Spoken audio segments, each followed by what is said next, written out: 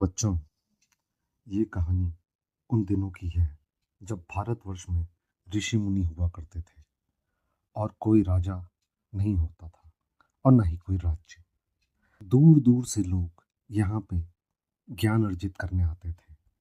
दूर दूर से मतलब आप ये लगा लें, यूरोप, जो आज का यूरोप है, हम्म, जो आज का अरेबिया है, चीन है, और बहुत दूर दूर की बात करें तो रशिया हो गया। तो इतनी इतनी दूर से लोग यहाँ पे सिर्फ ज्ञान अर्जित करने आते थे। उन्हीं में से था एक जीचैन। वो पूर्व दिशा में हिमालय के पार से आया था, जिसे हम आज की तारीख में चीन के नाम से जानते हैं। जीचैन किसी से ज्यादा बात नहीं करता था और अपने आप में खोया रहता था। जहाँ लोग गणित, विज्ञान, औषधि के बारे में आदि में के बारे में ज्ञान अर्जित करने की चाह रखते थे, वहीं जीचैन को काला जादू और गुप्त विद्याओं में रुचि थी।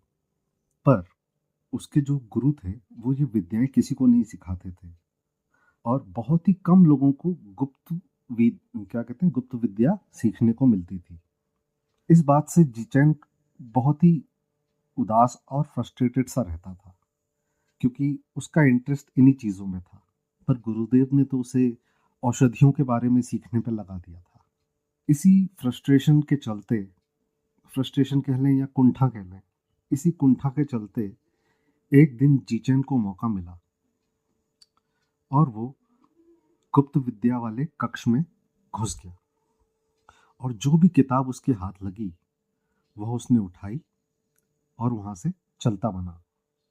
अगले दिन जब उनके गुरुदेव को ये पता चला कि उनकी गुप्त विद्या कक्ष में कोई घुस के आ गया था और वहां से एक किताब चोरी हो गई है, तो उन्होंने उस चोर की तलाश दूर दूर तक करवानी शुरू कर दी।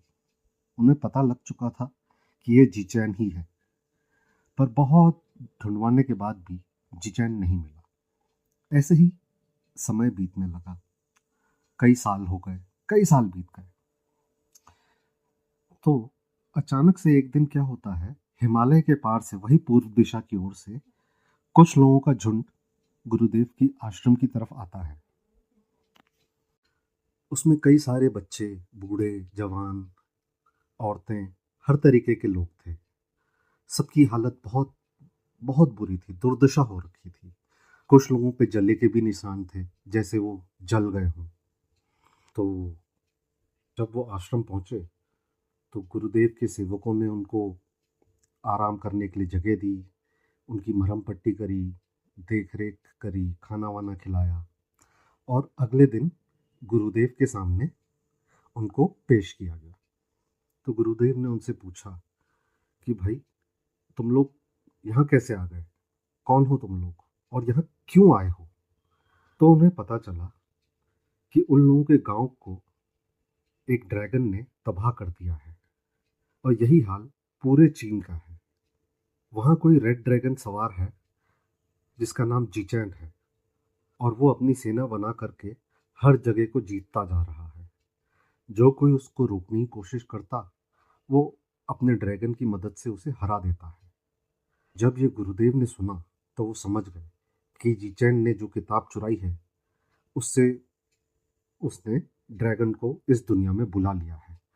पर उनकी चिंता तो इससे भी ज़्यादा बड़ी थी, क्योंकि वो जानते थे कि ड्रैगन को बुलाना तो आसान है, पर उसे काबू में रखना बहुत मुश्किल है। क्योंकि ड्रैगन को काबू में रखने वाली किताब तो आज भी गुरुदेव के पास आश्रम में ही है। यानी जीचैन को ड्रैगन को काबू करना नहीं आता था। तो गुरुदेव ने उन लोगों से पूछा कि पहली बार ड्रैगन को के बारे में उनको कब पता चला, कितने दिन पहले आखिरी बार उन्होंने ड्रैगन के बारे में सुना या उसे देखा था। तब उन लोगों ने बताया कि ड्रैगन के बारे में उन्हें 10 साल पहले सुना था। तब वो छोटा बच्चा था और लोगों के मनोरंजन के लिए करतब दिखाता था। पर अचानक से वो एक दिन गायब हो गया। लेकिन पिछले 3 साल से एक बहुत ही भयंकर आतंकी लाल रंग का ड्रैगन, रेड ड्रैगन, उसने गांव के गांव, शहर के शहर तबाह करना शुरू कर दिया है और उसका मालिक जीचैन है। जितने भी शरणार्थी थे वो जीचैन को बहुत भला बुरा कह रहे थे। गुरुदेव ने उनकी बातें सुन करके अपने 4 शिष्यों को इकट्ठा किया और उन्हें चीन जाने का आदेश दिया। चारों शिष्यों ने अपनी चीन की यात्रा की तैयारी शुरू की और अपने घोड़ों पर बैठ करके वो चीन की तरफ निकल पड़े। रास्ते में कई नदी, नाले, पहाड़ और हिमालय, इन सबको पार करते हुए तिब्बत पहुंच गए। तिब्बत पहुंचने पे उन्हें भिक्षुओं का एक ग्रुप मिला, तो उन्होंने अपने घोड़े उन भिक्षुओं की तरफ मोड़ लिए। पहले तो भिक्षु उनको देख करके डर गए कि पता नहीं कौन उन पे हमला करने आ रहा है, पर जब वो पास पहुंचे तो उन्होंने अपना परिचय उन भिक्षुओं को दिया और अपने आने का मकसद बताया। उन्होंने भिक्षुओं से पूछा कि क्या आप रेड ड्रैगन और जीचैन के बारे में जानते हैं? ये सुनते ही सारे भिक्षुओं के चेहरे पे एक डर का भाव उमड़ पड़ा। उनकी आंखों और चेहरे पे वो डर साफ दिख रहा था। पर ज्यादा जोर देने के बाद उनमें से एक वृद्ध भिक्षु ने उन्हें चीन का रास्ता बता दिया और इस बात से भी आगाह किया कि आगे उन्हें मौत का तांडव देखने को मिलेगा जो उन्हें विचलित कर सकता है। चारों शिष्यों ने बताई दिशा में अपने घोड़े मोड़ लिए और वो आगे का सफर तय करने लगे। कई दिन, कई मील का सफर तय करने के बाद वो चीन की सीमा के करीब पहुंचे। दूर से ही उन्हें दिख गया था कि आस की किसी गांव में अभी अभी कोई हमला हुआ है। दूर से उठता हुआ धुआं इस बात को बता रहा था कि वहां पे कुछ ना कुछ गड़बड़ जरूर हुई है। वो बिल्कुल सावधानी के साथ गांव की ओर बढ़े। तो जब वो गांव पहुंचे तो उन्होंने देखा कि गांव बुरी तरीके से जल चुका है। हर जगह इंसानों और जानवरों की जली हुई लाशें पड़ी थीं, जिनको जंगली कुत्ते, कौवे और गिद्ध नोच नोच करके खा रहे थे। यह दृश्य बहुत ही मार्मिक था।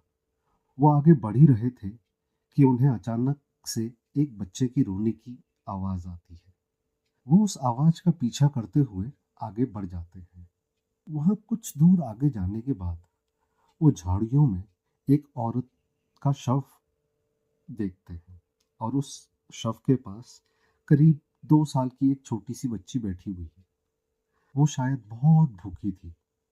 वो अपनी माँ का दूध पीना चाहती थी और कोशिश भी कर रही थी, पर वो असफल हो रही थी। यह दृश्य देखते ही चारों शिष्यों की आंखों से आंसू फूट पड़े और उन्होंने उस बच्ची को उठा लिया और अपने पास रख लिया। उसे खाना वाना खिला करके वो अपनी आगे की यात्रा की तैयारी करने लगते हैं। तो चलिए बच्चों, अब इन चारों शिष्यों के बारे में भी जानते हैं। ये कौन थे, कहाँ से आए थे, क्या इनकी खासियत थी, इनको किन किन कला में इनको महारत हासिल थी। ठीक है। तो जो पहला शिष्य था, जो उन चारों का लीडर भी आप कह सकते हो, वो था राघव। वो दक्षिण भारत से आया हुआ था।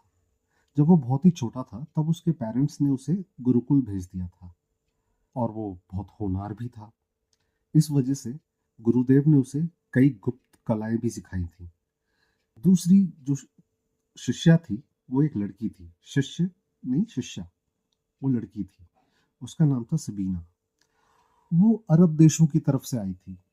वो वहाँ के जो व्यापारी वगैरह व्यापार करने के लिए भारत देश आते थे, उनके साथ घूमते हुए गुरुकुल तक पहुंच गई थी। किस्मत ही थी। उसके पेरेंट्स तो थे नहीं, पर देखो किस्मत उसे कहाँ लेके आ गई।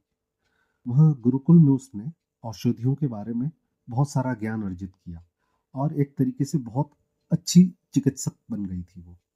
चिकित्सक मतलब डॉक्टर। ठीक है। और बाकी जो 2 शिष्य थे वो 2 भाई थे। वो रूस की तरफ से आए हुए थे। एक का नाम था मिखाइल और एक का नाम था व्लादिमीर। दोनों ही बड़े ही लंबे चौड़े, हट्टे कट्टे और युद्ध कला में बिल्कुल निपुण थे। उनसे तीर चलवा लो, भाला चलवा लो, तलवार चलवा लो, उनसे आगे कोई जीत ही नहीं सकता था। चलो बच्चों, इसके साथ भाग 1 खत्म और आने वाले भाग में हम कुछ सवालों के जवाब ढूंढने की कोशिश करेंगे, जैसे 1. उस छोटी बच्ची का क्या हुआ? 2. रेड ड्रैगन और जिचिन ने कितनी तबाही करी? 3. क्या वो चारों जिचिन और ड्रैगन को हरा पाए? 4. क्या जिचिन ड्रैगन पे काबू रख सका? और बहुत कुछ। बस हमें सब्सक्राइब करें। Good night.